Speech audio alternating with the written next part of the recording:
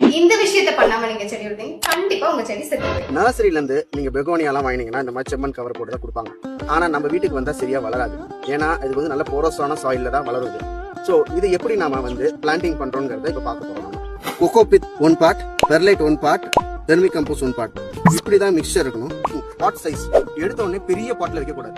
இதுக்கு அடுத்த சைஸ் என்ன நீங்க கவர் வாங்குறீங்களோ அதுக்கு அடுத்த சைஸ்ல தான் நீங்க வந்து பிளான்டிங் பண்ணணும். சாயில ஃபில் பண்ணிட்டு கீழே உடைக்காதீங்க.